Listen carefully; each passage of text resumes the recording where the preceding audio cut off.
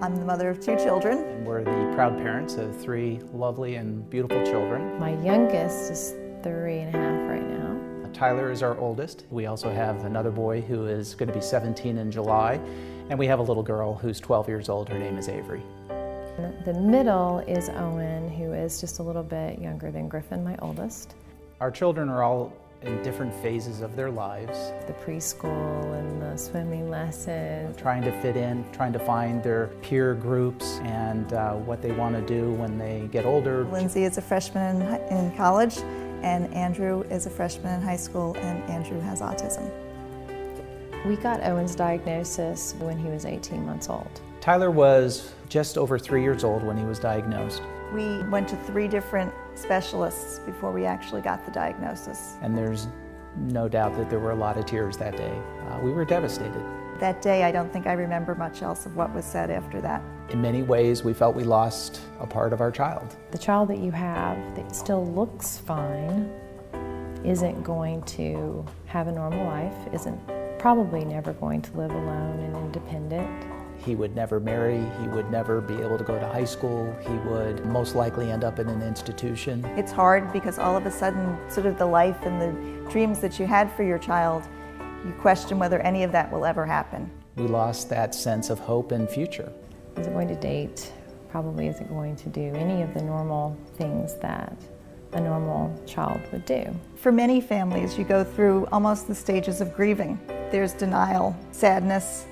In some cases, folks can get depressed thinking about what life could be like, but then comes acceptance.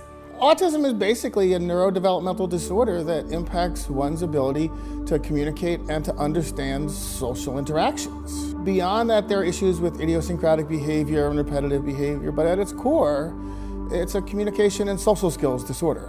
When we first got the diagnosis, we sat down and we talked about what we needed to do for Andrew. And one of the things that both of us felt we needed was to get more information. The spectrum of autism is the same as the spectrum of everybody else. But I think what's important is that each dot on the spectrum is a person.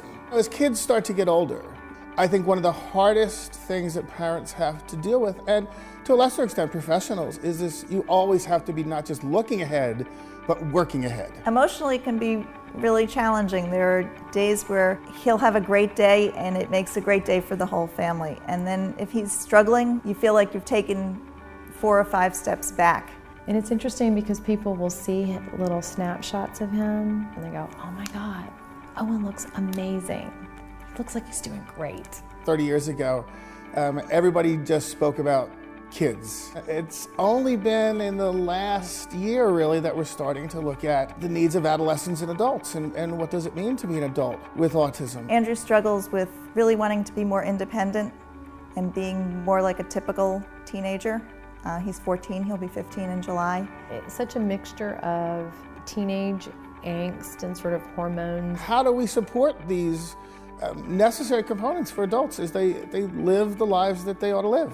The transition process really is that moving from young adolescence into real adulthood. It involves not just work, but it involves friendships and community relationships and transportation and safety and sexuality.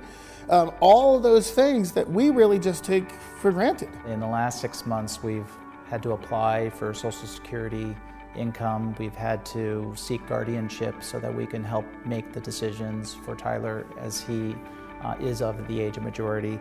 We've had to register him for the draft, believe it or not. There's so many young adults that are about to age out of the system at 21. So where are they going to go? The levels of issues here are just staggering, really. While we haven't overcome it, and Tyler will probably have autism all of his life. It's kind of like a uninvited guest that comes and lives with you forever. It changes the dynamic of everything in your life for the rest of your life. So often people look at what individuals with autism can't do, but what we really need to do is to look at what do they have a passion about? What can they do? And how do we take those talents and those skills and put them into something that's productive and something that other people would value. Their lives are meaningful, that they can work in jobs, that they should be compensated for those jobs so that they can in fact enjoy a better quality of life. At Autism Speaks, Family Services provides information that we can connect with families so that they can improve the outcome for their loved one with autism. One of the areas that's really important to us in our Family Services community grants are young adult and adult services. And so here we focus on things like transition, employment, housing, and community integration. By supporting the Celebrity Golf Challenge at Wingfoot, we'll benefit Autism Speaks so that we can increase our advocacy, our funds for research, increase family services, and increase our awareness to improve the lives of people with autism.